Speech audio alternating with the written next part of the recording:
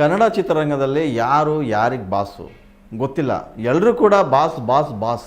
ಈ ಬಾಸ್ ಅನ್ನೋ ಪದ ಇದೆಯಲ್ಲ, ನಿಜಕ್ಕೂ ಅದೊಂದಿಷ್ಟು ಎಲ್ಲ ಫ್ಯಾನ್ಸ್ಗಳ ನಡುವೆನೂ ಕೂಡ ಗೊಂದಲ ಹುಟ್ಟಾಕಿರುವಂಥದ್ದು. ಯಾಕೆ ನಾನು ಈ ಮಾತು ಹೇಳ್ತಿದ್ದೀನಿ ಅಂತಂದರೆ, ಇತ್ತೀಚೆಗೆ ಏನು ಬಾಸ್ ಅನ್ನೋ ಪದ ಇದೆಯಲ್ಲ, ಆ ಬಾಸ್ ಅನ್ನೋ ಪದ ಎಲ್ಲ ಕಡೆ ಹರಡ್ತು.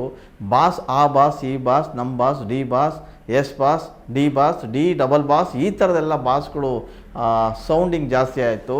ಅದರಿಂದ ಒಂದಿಷ್ಟು ವಿವಾದಗಳು ಉಟ್ಕೊಂಡು, ಅಷ್ಟೇ ಅಲ್ಲ ತಿಕ್ಕಾಟಗಳಾದವು, ಗೊಂದಲಗಳು ಸಾಕಷ್ಟು ಆಯಿತು. ಕನ್ನಡ ಚಿತ್ರರಂಗದಲ್ಲಿ ಬಾಸ್ ಅಂದರೆ ಯಾರು ಗೊತ್ತಿಲ್ಲ. ಅಂದರೆ ನಿಜವಾಗಿಯೂ ಹೇಳೋದಾದರೆ ಕನ್ನಡ ಚಿತ್ರರಂಗದಲ್ಲಿ ಅಭಿಮಾನಿಗಳು ಬಾಸ್. ಅಭಿಮಾನಿಗಳನ್ನು ಡಾಕ್ಟರ್ ರಾಜ್ಕುಮಾರ್ ಅವರೇ ದೇವರು ಅಂತ ಕರೆದವರು, ನಿರ್ಮಾಪಕರನ್ನ ಅನ್ನದಾತರು ಅಂತ ಕರೆದವರು. ಆದರೆ ಸ್ಟಾರ್ ನಟರ ನಡುವೆ ಒಂದಿಷ್ಟು ತಿಕ್ಕಾಟಗಳು ಶುರುವಾಗಿದ್ದು ಈ ಬಾಸಿಸಮ್ ಅನ್ನೋ ಕಾರಣಕ್ಕಾಗಿ. ಬಾಸ್ ಅನ್ನೋ ಪದ ಇದೆಯಲ್ಲ, ಅದು ಎಲ್ಲರ ನಡುವೆ ಒಂದಿಷ್ಟು ಗೊಂದಲ ಸೃಷ್ಟಿ ಮಾಡಿದಂತೂ ನಿಜ. ಜೀನಿ ಪರಿದನ್ water, supermarket, hotel, restaurant ಹಾಗೂ ನಿಮ್ಮ ಮನೆಯ ಯಾವುದೇ ಶುಭ ಸಮಾರಂಭಗಳಿಗೆ ಜೀನಿ ಮಿನರಲ್. ಯಾಕೆ ನಾನೀಗ ಬಾಸ್ ಬಗ್ಗೆ ಒಂದಿಷ್ಟು ಮಾತಾಡ್ತಿದ್ದೀನಿ ಅಂತಂದರೆ, ಇತ್ತೀಚೆಗೆ ಸುದೀಪ್ ಅಭಿನಯದ ಮ್ಯಾಕ್ಸ್ ಸಿನಿಮಾ ರಿಲೀಸ್ ಆಯಿತು. ಸಿಕ್ಕಾಪಟ್ಟೆ ಸೌಂಡ್ ಕೂಡ ಆಯಿತು, ಮ್ಯಾಕ್ಸಿಮಮ್ ಸಕ್ಸಸ್ ಕೂಡ ಆಗೋಯಿತು. ಸೊ ಈ ಮ್ಯಾಕ್ಸಿಮಮ್ ವಿಚಾರಕ್ಕೆ ಬಂದರೆ, ಅವ್ರು ಏನು ಸಿನಿಮಾ ಸಕ್ಸಸ್ ಆಯಿತು, ಅಲ್ಲಿ ಆತ್ಮೀಯ ಏನಿದ್ದರು ಸುದೀಪ್ ಅವರಿಗೆ, ನಟ ಪ್ರದೀಪ್ ಅವರು, ಅವರೊಂದು ಕೇಕ್ ಕತ್ತರಿಸ್ಬೇಕು ಅಂತೇಳಿ ಕೇಕ್ ತೊಗೊಂಡು ಅವ್ರ ಮನೆಗೆ ಹೋದರು. ಸೊ ಅವ್ರ ಮನೆಗೆ ಹೋದಾಗ ಅಲ್ಲಿ ಬಾಸಿಸಮ್ ಕಾಲ ಮುಗೀತು, ಇನ್ನೇನಿದ್ರು ಮ್ಯಾಕ್ಸಿಸಮ್ ಕಾಲ ಅನ್ನೋ ಥರದ್ದು ಕೇಕ್ ಮೇಲೆ ಬರ್ಕೊಂಡು ಹೋಗಿದ್ರು. ಸೊ ಅದು ಆ ಕೇಕ್ ಮೇಲೆ ಬರೆದಂಥ ಒಂದು ಫೋಟೋವನ್ನು ತಮ್ಮ ಎಕ್ಸ್ ಖಾತೆಯಲ್ಲಿ ಹಾಕ್ಕೊಂಡಿದ್ರು. ಸೊ ಅದು ಹಾಕ್ಕೊಂಡಿದ್ದ ತಕ್ಷಣ ದರ್ಶನ್ ಅವರ ಫ್ಯಾನ್ಸ್ ಸಿಕ್ಕಾಪಟ್ಟೆ ರಾಂಗ್ ಆದರು, ಒಂದಿಷ್ಟು ಕಾಮೆಂಟ್ಗಳು ಹಾಕ್ಲಿಕ್ಕೆ ಶುರು ಮಾಡಿದ್ರು. ಆ ಕಾಮೆಂಟ್ ಯಾವ ಮಟ್ಟಿಗಿತ್ತು ಅಂತಂದರೆ, ಸುದೀಪ್ ಅವರೇ ಸ್ವತಃ ಹೇಳಿ ಮಾಡಿಸಿದ್ದಾರೆ, ಸುದೀಪ್ ಅವರಿಂದನೇ ಇದೆಲ್ಲ ಕಾರಣ ಅನ್ನೋ ಮಟ್ಟಕ್ಕೆ ಅದು ಕಾಮೆಂಟ್ಗಳು ಹರಿದಾಡ್ತು. ಸೊ ಫ್ಯಾನ್ಸ್ ನಡುವೆ ತಿಕ್ಕಾಟಗಳು ಜಾಸ್ತಿ ಆಯಿತು. ಈ ತಿಕ್ಕಾಟಕ್ಕೆ ಇತಿಶ್ರೀ ಆಡಬೇಕು ಅಂತಲೇ ಸುದೀಪ್ ಅವರು ಕೂಡ ಕಾಯ್ತಾ ಇದ್ದರು. ಸೊ ಮೊನ್ನೆ ಸಕ್ಸಸ್ ಮೀಟ್ನಲ್ಲಿ ಸುದೀಪ್ ದರ್ಶನ್ ಬಗ್ಗೆ ಒಂದು ಮಾತನ್ನು ಹೇಳ್ತಾರೆ. ನನಗೂ ದರ್ಶನ್ಗೂ ಯಾವುದೇ ತಿಕ್ಕಾಟ ಇಲ್ಲ, ನೀವು ಯಾಕೆ ಪದೇ ಪದೇ ಅದನ್ನು ಇಬ್ಬರ ನಡುವಿನ ಸ್ಟಾರ್ ನಡುವೆ ಕಿತ್ತಾಟಗಳನ್ನು ತಂದಿಡ್ತೀರಿ, ಸ್ಟಾರ್ ನಡುವೆ ವಿವಾದಗಳನ್ನು ತಂದಿಡ್ತೀರಿ. ಸೊ ನಾನು ಮತ್ತು ದರ್ಶನ್ ಇಬ್ಬರೂ ಕೂಡ ತುಂಬ ಕಷ್ಟಪಟ್ಟು ಈ ಹಂತಕ್ಕೆ ಬಂದಿದ್ದೀವಿ, ನೀವು ಅರ್ಥ ಮಾಡ್ಕೊಳ್ಳಿ. ನಾನು ಈ ಹಿಂದೆಯೇ ಕೂಡ ದರ್ಶನ್ ಫ್ಯಾನ್ಸಿಗೆ ಬೈಯಕ್ಕೆ ಹೋಗಬೇಡಿ ಅಂತ ಕೂಡ ಹೇಳಿದ್ದೆ. ಯಾಕಂದರೆ ಅವರು ನೋವಿನಲ್ಲಿದ್ದಾರೆ, ಏನೋ ಮಾತಾಡೋ ಬರದಲ್ಲಿ ಏನಾದರೂ ಮಾತಾಡ್ಬಿಡ್ತಾರೆ, ಹಾಗಾಗಿ ಯಾರಿಗೂ ಏನೋ ಹೇಳಬೇಡಿ ಅಂತ ಕೂಡ ಸ್ಪಷ್ಟನೆಯನ್ನು ಕೂಡ ಕೊಟ್ಟಿದ್ದೆ, ಈ ರೀತಿಯ ಹೇಳಿಕೆಯನ್ನು ಕೂಡ ಕೊಟ್ಟಿದ್ದೆ. ಆದರೆ ಕನ್ನಡ ಚಿತ್ರರಂಗದಲ್ಲಿ ನಿಜವಾಗ್ಲೂ ಯಾರು ಬಾಸು ಯಾರಿದು ಗೊತ್ತಿಲ್ಲ. ನಾನಂತೂ ಬಾಸ್ ಅಲ್ಲ, ಆಮೇಲೆ ಇಲ್ಲಿ ಯಾರು ಚಕ್ರವರ್ತಿಗಳಲ್ಲ. ಆಮೇಲೆ ಕನ್ನಡ ಚಿತ್ರರಂಗದಲ್ಲಿ ದರ್ಶನ್ನು, ಯಶು, ಉಪೇಂದ್ರ, ಶಿವಣ್ಣ ಹಾಗೂ ರವಿಚಂದ್ರನು ಇದ್ರೇ ಸಿನಿಮಾ ರಂಗ ಕೇವಲ ಒಬ್ಬ ಇಬ್ಬರಿಂದ ಶುರುವಾಗುವಂಥದ್ದಲ್ಲ, ಎಲ್ಲರೂ ಇದ್ರೇ ಸಿನಿಮಾ ರಂಗ. ಕನ್ನಡ ಚಿತ್ರರಂಗದಲ್ಲಿ ಬರೀ ಒಬ್ಬ ಸ್ಟಾರ್ ನಟದಿಂದ ಅಥವಾ ಒಬ್ಬ ಸ್ಟಾರ್ ನಿರ್ದೇಶಕರಿಂದ, ಒಬ್ಬ ಸ್ಟಾರ್ ಪ್ರೊಡ್ಯೂಸರಿಂದ ಸಿನಿಮಾ ರಂಗ ಉದ್ಧಾರ ಆಗುತ್ತೆ ಅನ್ನೋದು ಸುಳ್ಳು. ಎಲ್ಲರೂ ಇದ್ರೇ ಸಿನಿಮಾ ರಂಗ. ಹಾಗಾಗಿ ಕನ್ನಡ ಚಿತ್ರರಂಗದಲ್ಲಿ ಎಲ್ಲರೂ ಕೂಡ ಬಾಸ್. ಯಾಕಂದರೆ ಅವರ ಹೀರೋಗಳನ್ನು ಅವರವರು ಬಾಸ್ ಅಂತ ಕರೀತಾರೆ ಫ್ಯಾನ್ಸ್ಗಳು. ಈಗ ನನಗಂತೂ ನಮ್ಮ ತಂದೆನೇ ಬಾಸ್, ಹಾಗಾಗಿ ನಾನು ತಂದೆನೇ ಬಾಸ್ ಅಂತ ಕರಿತೀನಿ, ನನಗೆ ಯಾರೂ ಬಾಸ್ ಇಲ್ಲ. ನನ್ನ ಏನು ಫ್ಯಾನ್ಸ್ ಇದ್ದಾರೆ ಅವರು ಪ್ರೀತಿಯಿಂದ ಕಿಚ್ಚ ಬಾಸ್ ಅಂತಾರೆ. ಆದರೆ ದರ್ಶನ್ ಅವ್ರಿಗೂ ಕರೀತಾರೆ, ಯಶ್ ಅವ್ರಿಗೆ ಯಶ್ ಬಾಸ್ ಅಂತ ಕರೆಯಲ್ವಾ, ಶಿವಣ್ಣಗೆ ಶಿವಣ್ಣ ಬಾಸ್ ಅಂತ ಕರೆಯಲ್ವಾ, ಉಪೇಂದ್ರ ಅವ್ರಿಗೆ ಕರೆಯಲ್ವಾ. ಹೀಗೆ ಅವರವರ ಫ್ಯಾನ್ಸ್ ತಮ್ಮ ನಾಯಕರನ್ನು ಬಾಸ್ ಅಂತ ಕರೀತಾರೆ. ಹಾಗಾಗಿ ಯಾರೂ ಕೂಡ ಇಲ್ಲಿ ಬಾಸ್ ಅಲ್ಲ. ಸಿನಿಮಾ ರಂಗದಲ್ಲಿ ಎಲ್ಲರೂ ಇದ್ರೇ ಸಿನಿಮಾ ರಂಗ.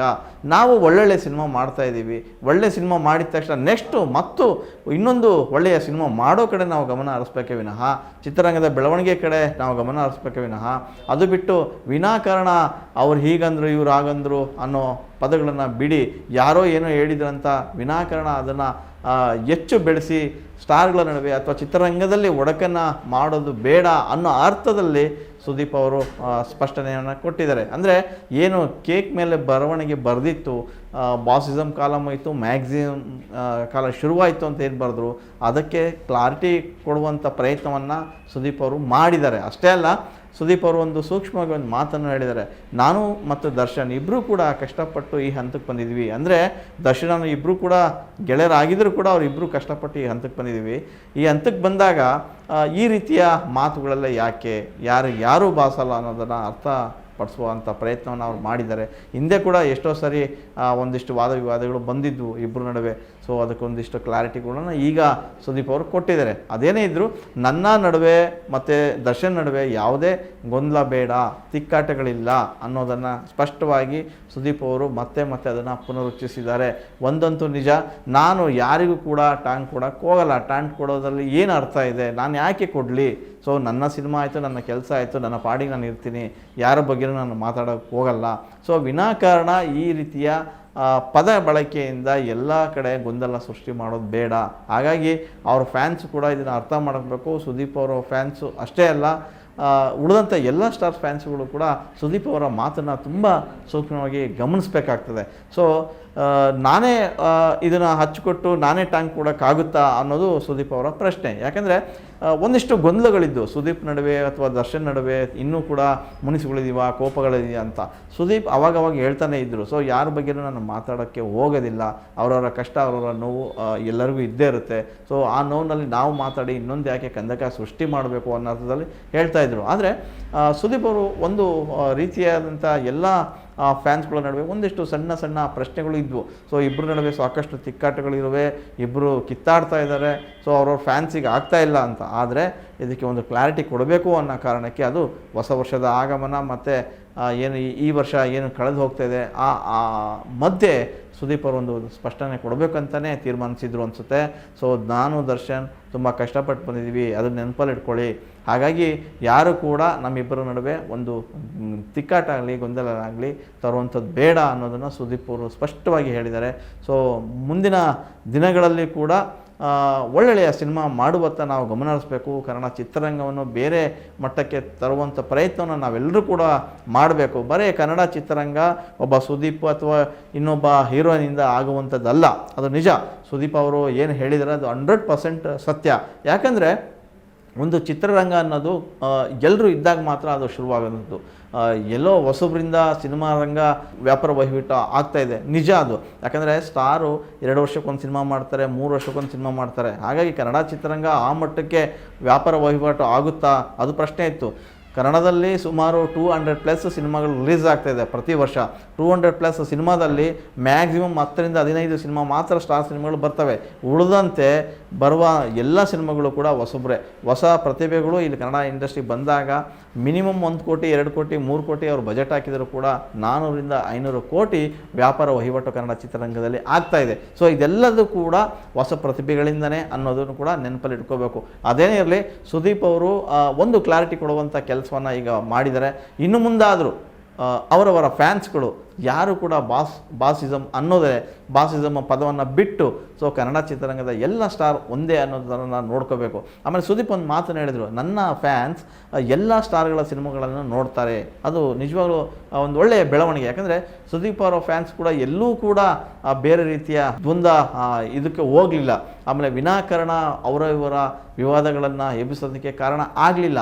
ಆದರೂ ಕೂಡ ಬೇರೆ ಸ್ಟಾರ್ಗಳ ಫ್ಯಾನ್ಸ್ಗಳು ಹೇಗೆ ಇನ್ನೊಬ್ಬರು ಸ್ಟಾರ್ಗಳ ಸಿನಿಮಾ ನೋಡ್ತಾರೋ ಹಾಗೆ ನನ್ನ ಫ್ಯಾನ್ಸ್ ಕೂಡ ನೋಡ್ತಾರೆ. ಅಂದರೆ ಇದು ಪರೋಕ್ಷವಾಗಿ ಬೇರೆ ಬೇರೆ ನಾಯಕರ ಫ್ಯಾನ್ಸ್ಗಳಿಗೂ ಕೂಡ ಅವರು ಅರ್ಥೈಸಿದ್ದಾರೆ. ಅಂದರೆ ನೀವು ಕೂಡ ಎಲ್ಲ ಸ್ಟಾರ್ಗಳ ಸಿನಿಮಾ ನೋಡಿ, ಕನ್ನಡ ಚಿತ್ರರಂಗದ ಬೆಳವಣಿಗೆಯಲ್ಲಿ ನಿಮ್ಮ ಪಾಲು ಇರಲಿ ಅನ್ನೋದನ್ನು ಸುದೀಪ್ ಅವರು ಸ್ಪಷ್ಟವಾಗಿ ಹೇಳಿದ್ದಾರೆ.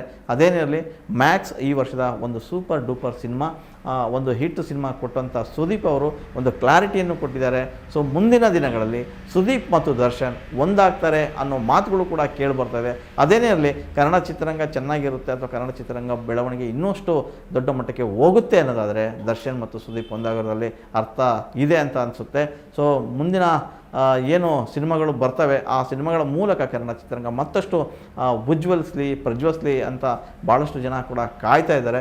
ಒಂದಂತೂ ನಿಜ, ಕನ್ನಡ ಚಿತ್ರರಂಗ ಈಗ ಬೇರೆ ಲೆವೆಲಲ್ಲಿದೆ. ಸೊ ಅದೇ ಲೆವೆಲ್ನ ಕಾಪಾಡ್ಕೊಂಡು ಹೋದರೆ ಸೊ ಬಾಲಿವುಡ್ಡಲ್ಲೂ ಏನು ಕನ್ನಡ ಚಿತ್ರರಂಗದ ಬಗ್ಗೆ ಮಾತಾಡ್ತಾರೆ ಅಥವಾ ಸೌತ್ ಇಂಡಸ್ಟ್ರಿ ಬಗ್ಗೆ ಮಾತಾಡ್ತಾರೆ ಮತ್ತು ಇಡೀ ವಿಶ್ವಾದ್ಯಂತ ಕೂಡ ನಮ್ಮ ಇಂಡಿಯನ್ ಸಿನಿಮಾಗಳ ಬಗ್ಗೆ ಮಾತಾಡುವಂಥ ಆಗಬೇಕು. ಅದರಲ್ಲೂ ಕನ್ನಡ ಸಿನಿಮಾಗಳ ಏನು ಒಳ್ಳೊಳ್ಳೆ ಸಿನಿಮಾಗಳು ಬರ್ತವೆ ಇಂಡಸ್ಟ್ರಿಯಲ್ಲಿ, ಆ ಸಿನಿಮಾಗಳು ಕೂಡ ಮುಂದಿನ ದಿನಗಳಲ್ಲಿ ದೊಡ್ಡ ಮಟ್ಟಕ್ಕೆ ಹಿಟ್ ಆಗಬೇಕು ಅನ್ನೋದನ್ನು ಫ್ಯಾನ್ಸ್ ಕೂಡ ಕಾಯ್ತಾ ಇದ್ದಾರೆ.